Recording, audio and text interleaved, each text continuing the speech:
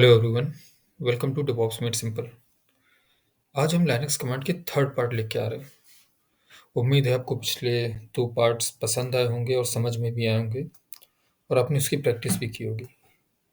अगर आपको ये वीडियोस समझ में आ रहे हैं, पसंद भी आ रहे हैं, तो प्लीज़ इसको सब्सक्राइब ज़रूर करें और इसको लाइक ज़रूर करें। और आपको मेरे वीडियोस कैसे लग रहे हैं, प्लीज़ उसको कमेंट्स में ज़रूर शेयर करें, जिससे मैं इसको और ज़्यादा इंटरेक्टिव, थोड़ा और मैं कहूँ नॉलेज शेयर में अपना बढ़ा सकूँ। ठीक है, तो चलिए स्टार्ट करते हैं। आज हमारे पास ये कमांड्स हैं जिनकी हम प्रैक्टिस करेंगे। सबसे पहले है पाइप कमांड। इसका हमने थोड़ा सा यूज़ लास्ट वीडियो में देखा था कि जब हम हेड और टेल कर रहे थे, तो वहाँ पे हमने देखा था कि कमांड दो कमांड्स यहाँ पे यूज़ होती हैं, जबकि यहाँ पे कमांड 1 है और कमांड 2 है। तो होता क्या है कि कमांड 1 से हमको कोई आउटपुट चाहिए और उसको कमांड 2 में हमें देना है, और फाइनली जब कमांड 2 चलेगी तो उसका जो आउटपुट आएगा वो हमारे सामने आएगा। ठीक है? हो सकता है अभी आपको थोड़ा-सा समझने में प्रॉब्लम हो, और अगर आपने पिछला वीडियो देखा होगा तो आप ईज़िली समझ गए होंगे कि कैसे हमने हेड और टेल का यूज़ करके एक स्पेसिफिक लाइन प्रिंट की थी टर्मिनल के ऊपर। ठीक है? और इन केस आपने नहीं देखा है और ये वीडियो आप देख रहे हैं, तो अभी हम टर्मिनल पे प्रैक्टिस करेंगे और आपको समझ में आ जाएगा। फिर आता है ग्रेप कमांड। ग्रेप कमांड किस लिए यूज़ होता है? हमारे पास कोई फ़ाइल है, फॉर एग्ज़ाम्पल एक फ़ाइल है जिसके अंदर हज़ारों लाइन्स हैं। ठीक है? हो सकता है कोई लॉग्स हों। ठीक है? अब मुझे चाहिए फॉर एग्ज़ाम्पल एरर सर्च करना है उसके अंदर।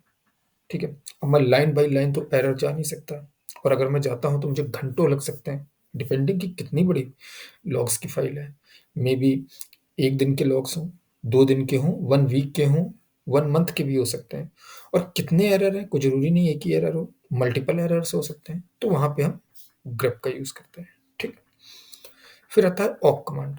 ऑक कमांड क्या यूज़ होता है? यूजुअली क्या होता है कि हमारे पास जो फाइल्स आती हैं यहाँ पे, वो सीएसवी फॉर्मेट में होती हैं। तो सीएसवी फॉर्मेट क्या होता है, आप इस तरह समझ लीजिए कि टाइप ऑफ एक्सेल फाइल्स होती हैं। मैं आपको बहुत बेसिक समझा रहा हूँ। एक्सेल ही की तरह होती हैं, ठीक है? बट वो कॉमा सेपरेटेड होती हैं, इसीलिए इसका full form CSV, comma separated values. ठीक है? कॉमा सेपरेटेड वैल्यूज़ मीन्स, जैसे मैंने पहले नेम, फिर ऐज, फिर आपका आपका नेम हो गया, ऐज हो गया, फिर सब्जेक्ट रख लीजिए फॉर एग्ज़ाम्पल। तो नेम, कॉमा, ऐज, फिर कॉमा, देन सब्जेक्ट। ठीक है? तो ये कॉमा सेपरेटेड वैल्यूज़, और नेम के नीचे पूरा वैल्यूज़ होंगी, सब्जेक्ट के नीचे वैल्यूज़ होंगी, ऐज के नीचे वैल्यूज़ होंगी। ठीक है? तो उसमें से अगर मुझे कोई, अब देख रहे हैं आप इसमें कॉलम्स बन रहे हैं, नेम का एक कॉलम बन गया, ऐज का एक कॉलम बन गया, सब्जेक्ट का एक कॉलम बन गया, तो मुझे कोई स्पेसिफिक कॉलम चाहिए।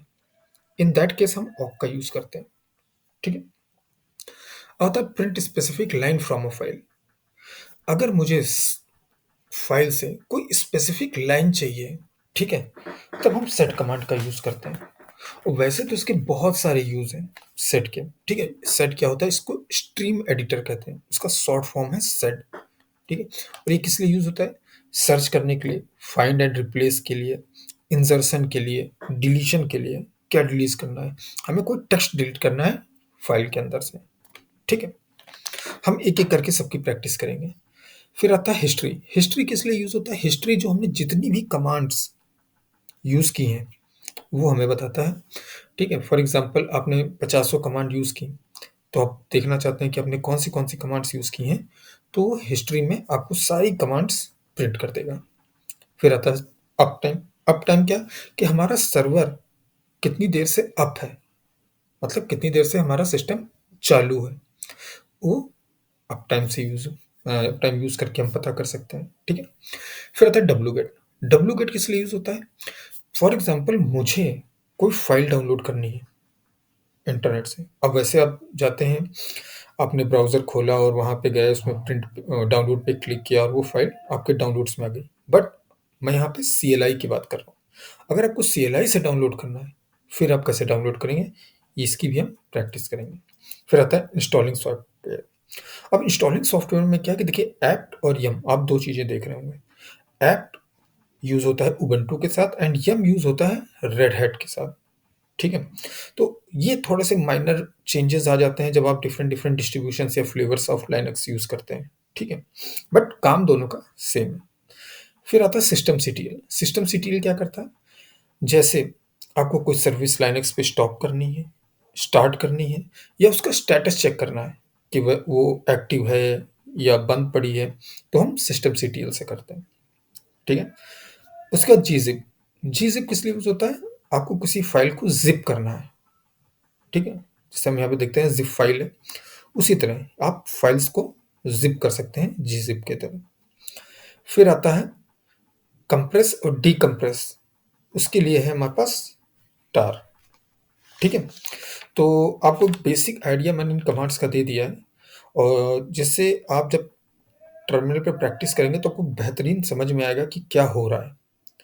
और अब चलते हैं हम टर्मिनल की तरफ और वहाँ पे देखते हैं इन एक कमांड्स को एक-एक करके, ठीक है?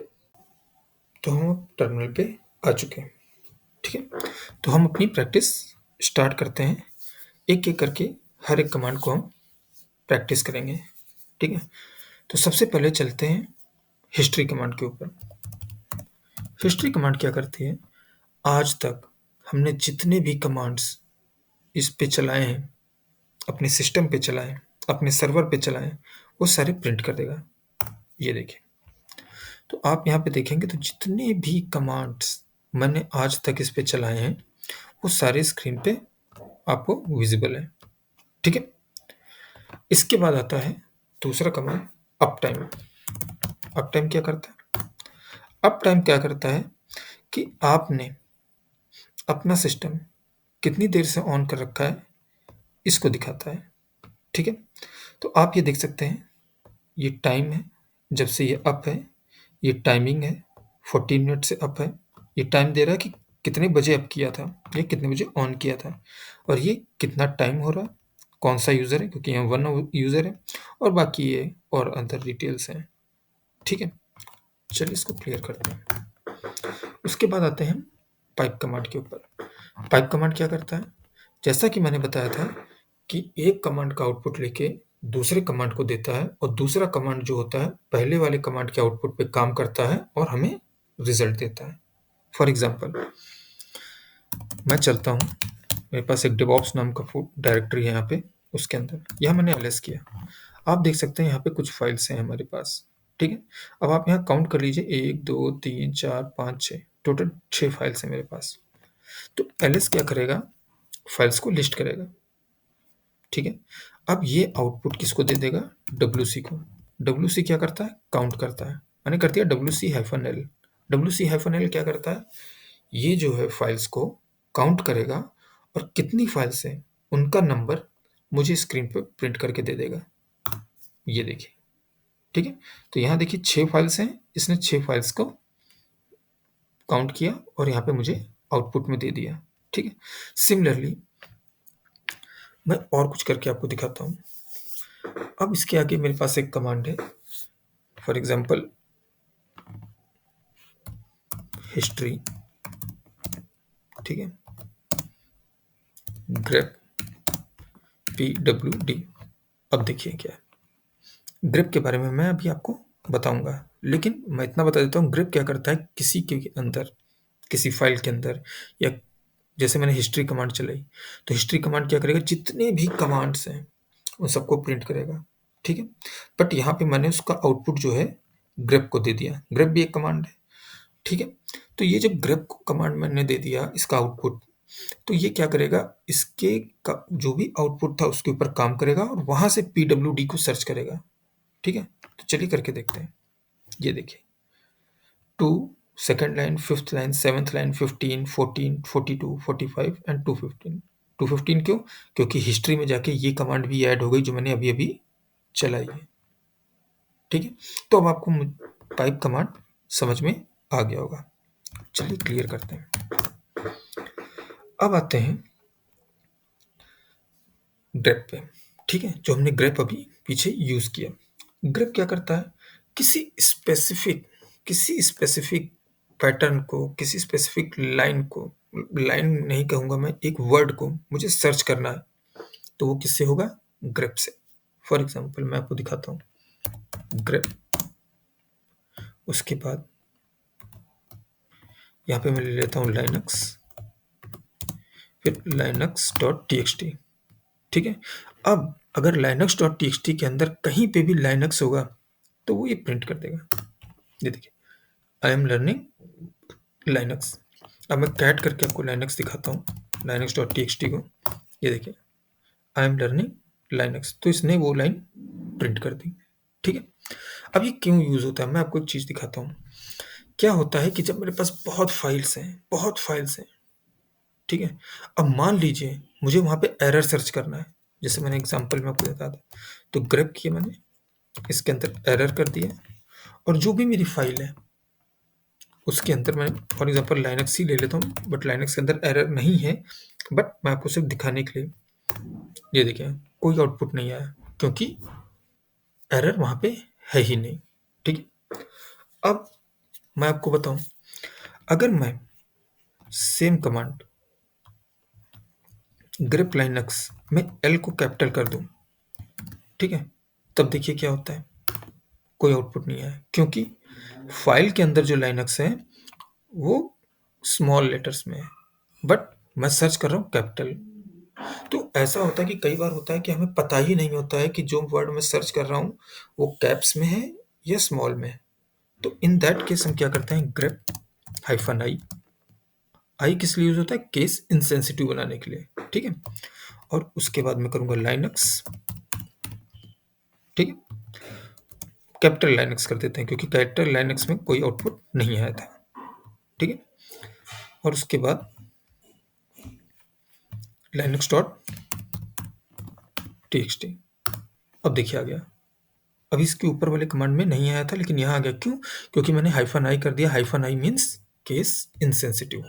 ठीक है, अब मुझे क्या करना है, सिर्फ वर्ड को सर्च करना है, ग्रेट हाइफन वर्ड, मैं करता हूँ लाइनक्स, लाइनक्स डॉट टीएक्सटी।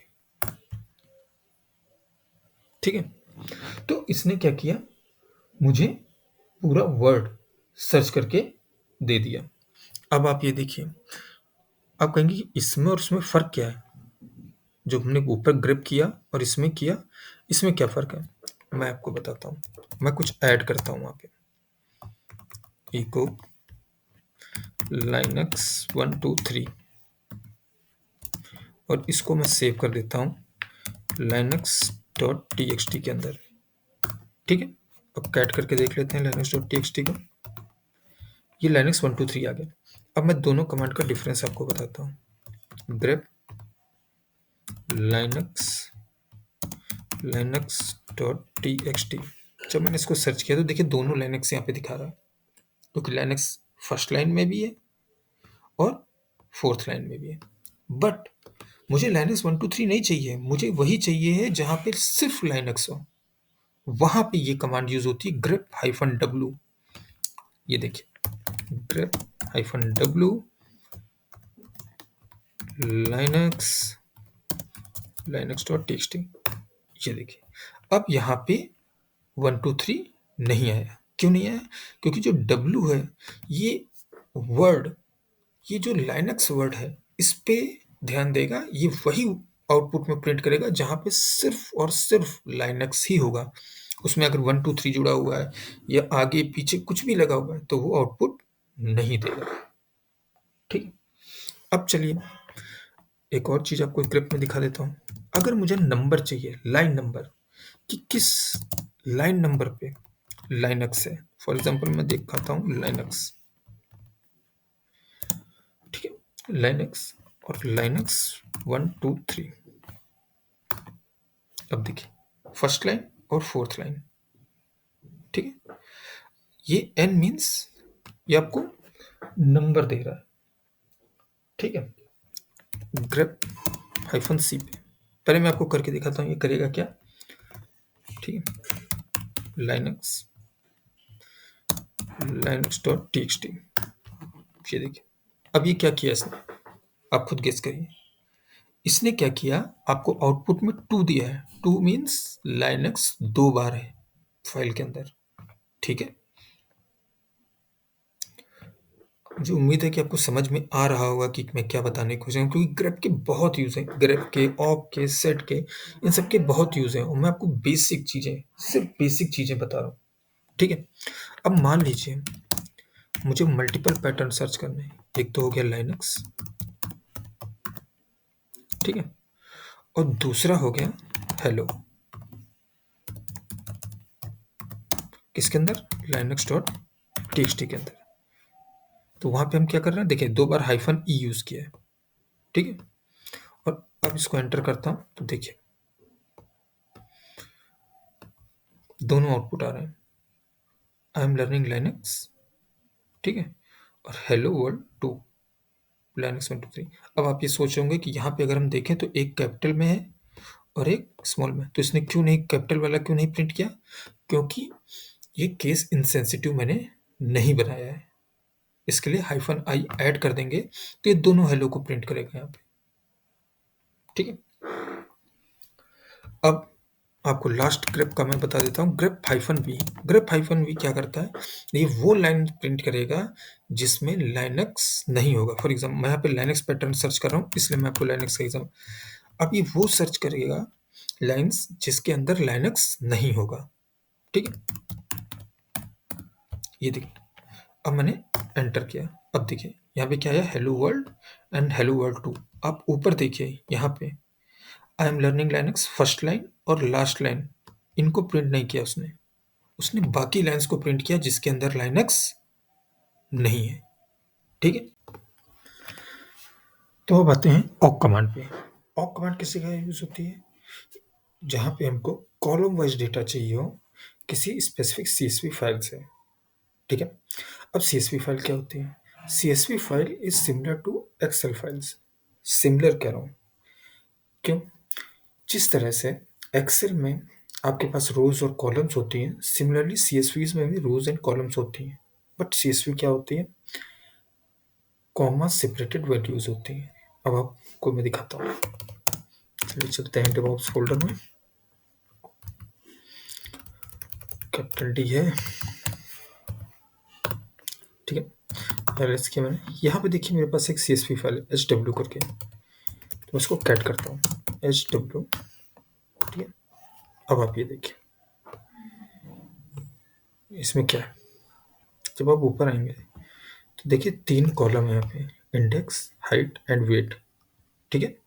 और देखिए जो वैल्यूज हैं वो कॉमा सेपरेटेड है, 1 2, ठीक है। और इसी तरह देखिए इंडेक्स पहले में ये आपके इंडेक्स दे रखा है, यहाँ पे हाइट दे रखी है, यहाँ पे वेट दे रखा है। ये किसी पर्सन का हो सकता है, किसी सामान का हो सकता है, ठीक है।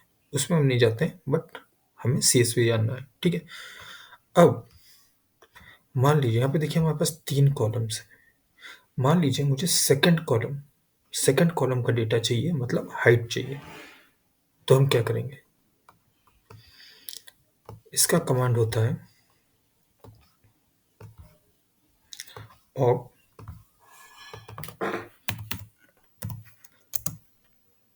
Hyphen F. एफ का मतलब, एफ क्या होता है? ये आपकी वैल्यूज को दिखाता है कि हमने किससे इसको सेपरेट कर रखा है। सेपरेट किससे कर रहे हैं? यहाँ पे कॉमा से। डिलिमीटर क्या है हमारा?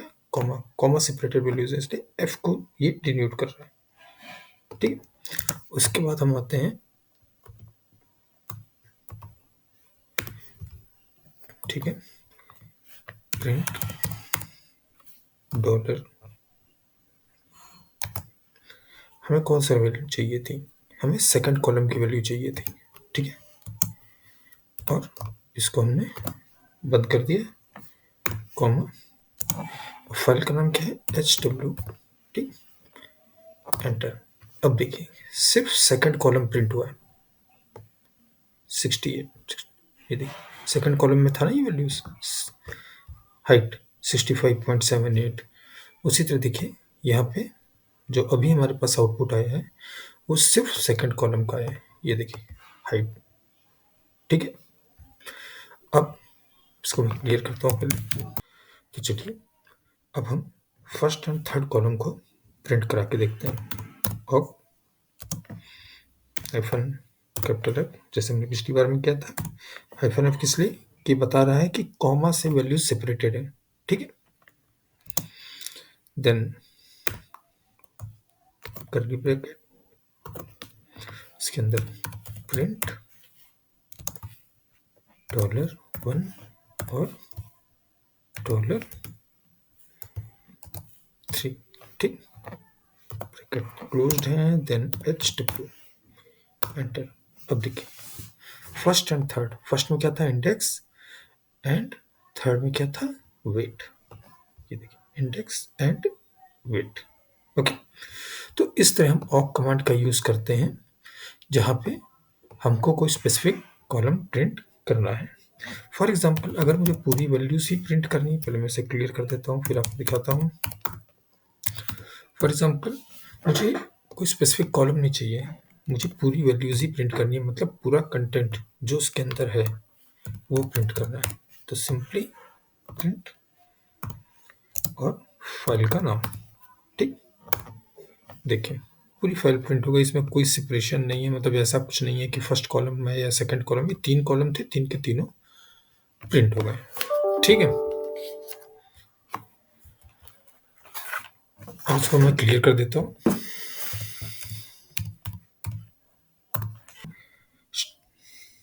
तो चलिए स्ट्रीम एडिटर की प्रैक्टिस करते हैं। स्ट्रीम एडिटर क्या होता है? स्ट्रीम एडिटर मीन्स जो हमने पढ़ा था अभी, सेट कमांड। सेट कमांड किस लिए यूज होती है? अगर हमें कोई वर्ड सर्च करना है या फाइंड एंड रिप्लेस करना है या किसी फाइल के अंदर इंसर्ट करना है या डिलीट करना है, उस जगह हम स्ट्रीम एडिटर का यूज करते हैं या कह लें सेट कमांड का यूज करते हैं। मैं आपको एक एग्जांपल दिखाता हूँ। फॉर एग्जांपल हमारे पास एक फाइल है, मैं कैट करके दिखा देता हूँ, cat linux .txt, ठीक है। अब आप यहाँ देख रहे होंगे लिनक्स लिखा हुआ है, ठीक है, first line and fourth line में। मैं चाहता हूँ ये लिनक्स को विंडोज से रिप्लेस कर दूँ, तो उसके लिए हमारे पास क्या कमांड है, sed then s means substitute old word कौन सा है, लिनक्स, न्यू वर्ड कौन सा है, विंडोज, क्योंकि लाइनक्स को विंडोज से हमें सब्सटीट्यूट करना है। जी मीन्स पूरे में, पूरी फाइल में, ग्लोबली, ठीक है। देन फाइल का नाम, एंटर। अब आप देख सकते हैं जहां जहां पे लाइनक्स था उसने विंडोज कर दिया, ठीक है। अब चलिए सेट कमांड का यूज करते हैं डिलीशन में। तो डिलीशन में कैसे, मैं पहले कैट करता हूँ linux.txt, ठीक है। मान लीजिए मुझे third line hello world 2 delete करनी, ठीक है, तो इसके लिए क्या कमांड होगा, set 3d third line delete करनी है। देन फाइल का नाम linux.txt, ठीक, ये देखिए हेलो वर्ल्ड 2 डिलीट हो गया, ओके। अब उसके बाद अगर आपको मल्टीपल लाइन्स डिलीट करनी है तो वहाँ पे हम क्या करेंगे, जैसे यहाँ पे 3d दिया था उसी तरह आप 2d दे दीजिए, 10d दे दीजिए, ठीक है। और उसके बाद फाइल का नाम, तो यहाँ पे लाइनक्स है, ठीक। मैं इसको कर नहीं रहा हूँ क्योंकि फिर पूरी फाइल गायब हो जाएगी, इट मीन्स कि सिर्फ एक लाइन रह जाएगी यहाँ पे।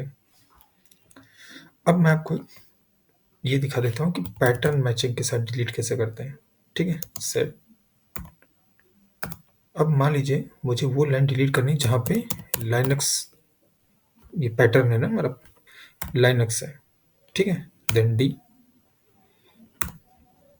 और linux.txt, ठीक है, एंटर।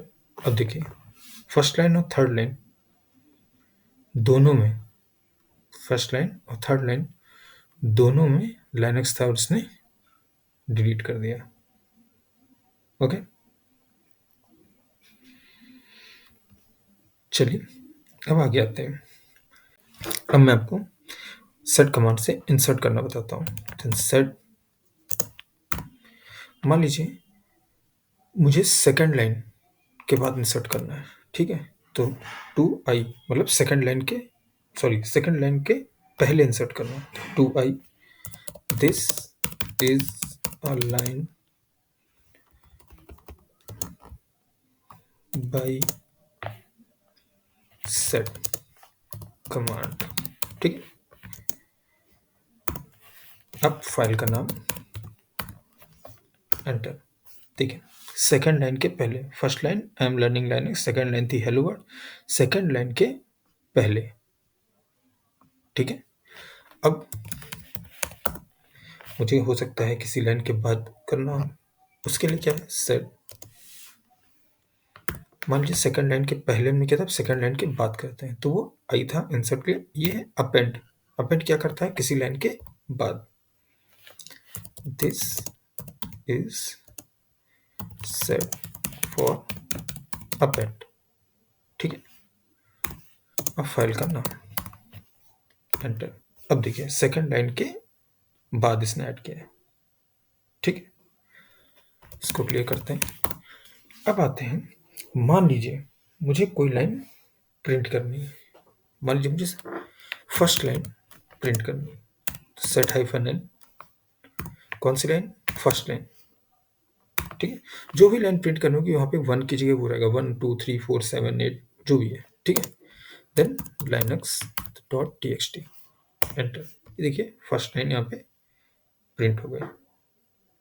उसी तरह अगर मुझे किसी पैटर्न के साथ लाइन प्रिंट करनी है, मुझे ये नहीं पता है कि कौन सी लाइन प्रिंट करनी है, मुझे ये मालूम है कि एक पैटर्न है या जो भी लाइन है, फॉर एग्जाम्पल जैसे कोई लॉग्स है उसके अंदर एरर है, तो मैं ये सर्च करना चाहता हूँ कि जो भी लाइन्स में एरर है वो सारी प्रिंट हो जाए स्क्रीन पे। वहाँ पे भी इसको यूज़ कर सकते हैं। उसी तरह मेरे पास अभी एरर की कोई तो लॉग्स नहीं है, बट चलिए मैं कोई ऐसा कर लेता हूँ जिसमें लाइनक्स है,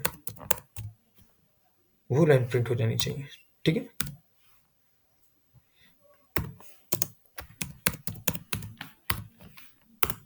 ये देखिए, तो जिन लाइन के अंदर लाइनक्स था वो लाइन इसने प्रिंट कर दी। तो ये हो गया हमारा सेट कमांड। अब आते हैं डब्ल्यू गेट पे।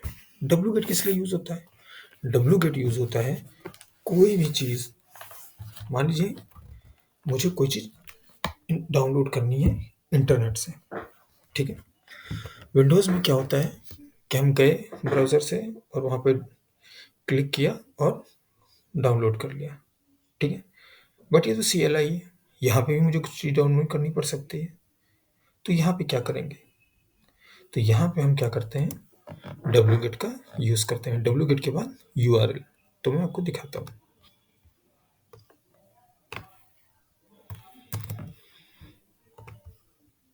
डब्ल्यू गेट का ये मैंने पहले से ही URL कॉपी करके रखा हुआ था। ठीक है, ये एक CSV फाइल डाउनलोड करेगा। ठीक है, एंटर। और ये आप देख सकते हैं कंट्रीज डॉट CSV डाउनलोड हो गई है। LS करता हूँ तो ये देखिए countries dot CSV cat countries dot CSV, तो इसने देखा ये वेनेजुएला, साउथ अमेरिका, ठीक है, 2 कंट्रीज की CSV थी और ये इसने डाउनलोड कर दी। ठीक है, अब मान लीजिए ये तो कंट्रीज नाम से डाउनलोड हुई, लेकिन मैं चाहता हूँ इसका कुछ और नाम हो। ठीक है, क्योंकि सर्वर पे किस जहाँ से मैं डाउनलोड कर रहा हूँ वहाँ पे सर्वर पे कुछ और नाम से, बट मैं चाहता हूँ ये मेरे अकॉर्डिंगली सेव हो। तो मैं क्या करूँगा, डब्ल्यू गेट के बाद हाइफन ओ, ठीक है, और मेरी फाइल का नाम मान लीजिए कर देता हूँ प्रैक्टिस डॉट CSV और एंटर। और देखिए पहले कंट्रीज डॉट CSV के नाम से सेव हुई थी, अब प्रैक्टिस डॉट CSV के नाम से सेव हुई है। एलएस करके देख लेते हैं। देखिए कंट्रीज डॉट CSV के नाम से थी, लेकिन अब जो सेव हुई है वो प्रैक्टिस डॉट CSV के नाम से सेव हुई है। और इसको कैट करते हैं, देखिए सेम है, वेनेजुएला, साउथ अमेरिका। ठीक है, तो ये हो गया हमारा डब्ल्यू गेट कमांड। अब आते हैं ऐप्ट पे। ऐप्ट किस लिए यूज होता है, ऐप्ट हो उबंटू के लिए, यम हो रेड हैट के लिए। ठीक है, सेम प्रोसेस है। मान लीजिए मुझे कुछ इंस्टॉल करना है, ठीक है, तो वहाँ पे किस कमांड का यूज होता है, ऐप्ट का। वैसे तो कमांड ये है ऐप्ट इंस्टॉल, और उसके बाद मुझे जो भी इंस्टॉल करना है, ठीक है। लेकिन क्योंकि मैं डिफरेंट यूज़र के तौर पे यहाँ पे मैंने लॉगिन किया है, मैं मेरे पास रूट यूज़र का परमिशन नहीं है, तो ये कमांड इंस्टॉल नहीं करेगी। मैं आपको दिखाता हूँ। मान लीजिए ऐप्ट इंस्टॉल विम। विम एक हमारे पास एडिटर है जिसको हम आगे देखेंगे नेक्स्ट वीडियो में। तो अभी हम देखते हैं ये कमांड में विम एडिटर को जब मैं इंस्टॉल कर रहा हूँ तो ये क्या देता है। Could not open log file, ठीक है, परमिशन डिनाइड। अब यही कमांड सूडो से करता हूँ। सूडो करने का मतलब है, सूडो मतलब सुपर यूज़र, ठीक है। सुपर यूज़र को होता है जिसके पास रूट एक्सेस हो। तो सूडो कमांड से हम टेम्परेरी रूट एक्सेस ले लेते हैं और अपना इंस्टॉल कर लेते हैं, ठीक। अब देखिए इंस्टॉल हो गया, ठीक है। आप देख सकते हैं पहले जब मैंने सूडो यूज़ नहीं किया तब ये इंस्टॉल नहीं हुआ, लेकिन सेकंड टाइम में जब मैंने सूडो इंस्टॉल करके सॉरी सूडो से इंस्टॉल किया तब ये इंस्टॉल हो गया। तो बेसिक कमांड हमारी यही है। अगर आप एज अ रूट यूज़र ही काम कर रहे हैं फिर आपको सूडो की ज़रूरत नहीं है, ठीक है। तो ये हमारा इंस्टॉल हो गया। अब हम चलिए कुछ और इंस्टॉल करके देखते हैं। इसी तरह सूडो मान लीजिए ऐप इंस्टॉल अपाचे 2, ठीक। और ये इसने ये अपाचे 2 मेरी सिस्टम में इंस्टॉल कर रहा है।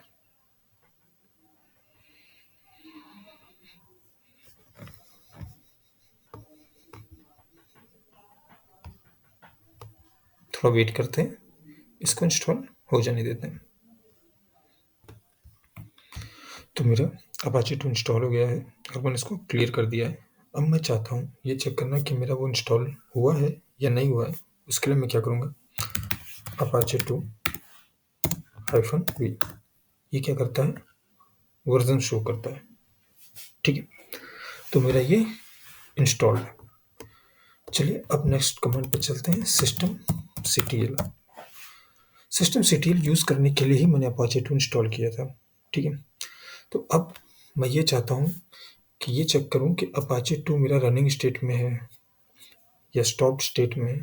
तो कैसे चेक करूँगा, तो system ctl status Apache 2, okay, और ये रनिंग स्टेट में, ठीक है। चलिए अब हम ये चेक करते हैं कि इसको स्टॉप कैसे करना है और फिर स्टार्ट कैसे करना है, क्योंकि अभी ये रनिंग स्टेट में है। तो पहली बात तो हमें कुछ भी प्रोसेस को स्टार्ट या स्टॉप करने के लिए हमको रूट यूज़र की परमिशन चाहिए। हमने एज अ रूट यूज़र को लॉगिन नहीं किया है, तो उसके लिए हम क्या कर सकते हैं, सूडो कमांड का यूज़ कर सकते हैं, ठीक है। इसके बाद हम आते हैं फिर से सिस्टम ctl स्टॉप। मैं अपाचे 2 को स्टॉप कर रहा हूँ, ठीक है। अभी स्टॉप हो गया। कैसे चेक करेंगे, फिर से पुराने कमांड पे चलते हैं, सिस्टम ctl स्टेटस अपाचे 2। ये देखिए ये रनिंग स्टेट में था, एक्टिव रनिंग। अब यहाँ पे आप देखिए इनएक्टिव डेड, ओके। चलिए अब इसको फिर से स्टार्ट करते हैं। स्टार्ट करने के लिए भी सेम कमांड, बस स्टॉप की जगह पे यहाँ पे हमें स्टार्ट कर देना है और ये स्टार्ट हो गया है। तो चलिए इसका स्टेटस चेक करते हैं। देखिए फिर से स्टार्ट हो गया, ठीक है। तो मुझे उम्मीद है आपको सिस्टम ctl कमांड का यूज़ क्या है समझ में आ गया होगा और उसको यूज़ कैसे करना है ये भी समझ में आ गया होगा, ठीक है। अब हमारे पास दो कमांड बचते हैं, gzip और tar। बारी बारी से हम उनकी प्रैक्टिस करते हैं। तो चलिए अब gzip की प्रैक्टिस करते हैं। gzip किस लिए यूज़ होता है, gzip किसी फाइल को जिप करने के लिए या अनजिप करने के लिए यूज़ होता है, ठीक है। तो ls करता हूँ मैं और मैं DevOps के अंदर चलता हूँ क्योंकि वहाँ पे मेरे पास कई सारी फाइल्स हैं।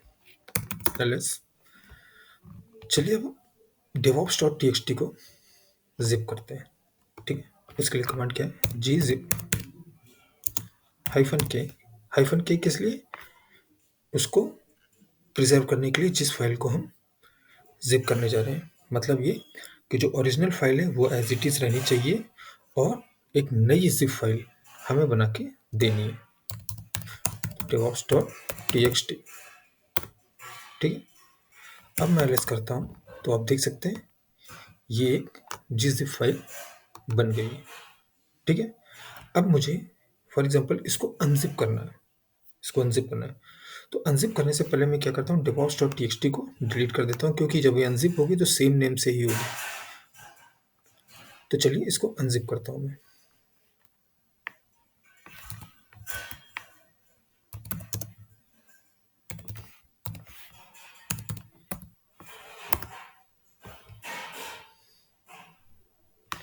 तो मैं इसको अनज़िप करता हूँ।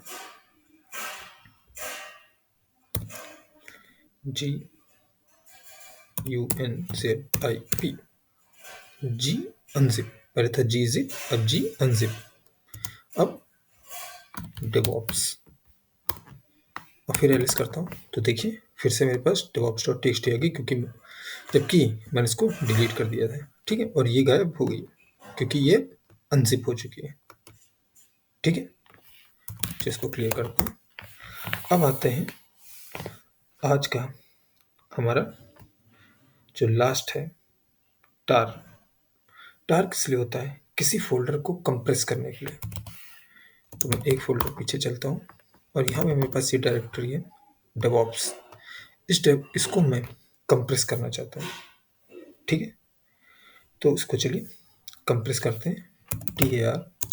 TAR-CZF और इसका नाम मैं रखता हूँ न्यू devops.tar.gz। अब फोल्डर का नाम, फोल्डर कौन सा है? DevOps। एंटर।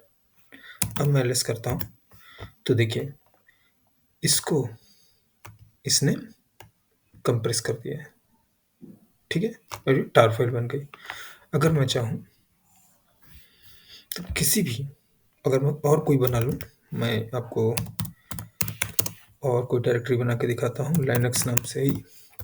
फॉर एग्जांपल मेरे पास लाइनक्स नाम से एक डायरेक्टरी हो गई। अगर मैं इसको कंप्रेस करना चाहता हूँ tar-CZF, अब लाइनक्स नाम से इसको कर लेते हैं linux.tar.gz। अब इसका नाम एंटर। अब एलएस करता हूँ तो अब देखिए इस नाम से ये कंप्रेस हो चुकी है। अब अगर मुझे अनकंप्रेस करना है तो पहले तो मुझे डेवऑप्स नाम से डिलीट करना पड़ेगा और ये लाइनक्स नाम से भी। तो चलिए एक करके देख लेते हैं। मैं लाइनक्स वाला सॉरी RMDIR, क्योंकि RM सिर्फ होता है फाइल के लिए, RMDIR होता है डायरेक्टरी के लिए। ठीक है? डायरेक्टरी डिलीट हो गई। हम देखते हैं। अब मैं इसको अनकंप्रेस करता हूँ। ठीक है? डीकंप्रेस जिसे कहते हैं -XZF। अब फाइल का नाम, फाइल क्या है? linux.tar.txt। अब फिर से एलएस करता हूँ। ये देखिए लाइनक्स नाम का फोल्डर वापस आ गया जबकि मैंने इसको डिलीट कर दिया था, यहाँ पे नहीं था। ठीक है? अगर आपको मेरे सेशन पसंद आ रहा है, आपको वीडियो समझ में आ रही हैं, तो प्लीज़ वीडियो को लाइक करिए और कमेंट्स में अपने व्यूज़ दीजिए कि आपको कहाँ पे सुधार की ज़रूरत है, आपको क्या लगता है और हम क्या वैल्यू एडिशन कर सकते हैं। ठीक है? तो इससे मुझे भी हेल्प मिलेगी कि मैं जो अगली वीडियो बनाऊँगा उनमें उन चीज़ों को ऐड करके आपके सामने लाऊँगा, ताकि मैं आपको बेहतर कंटेंट दे सकूँ, अच्छे से अच्छा कंटेंट दे सकूँ। ठीक है? तो प्लीज़ चैनल को सब्सक्राइब करिए, वीडियो को लाइक करिए और आपके और भी साथी हैं, उनके साथ शेयर करिए। Thank you.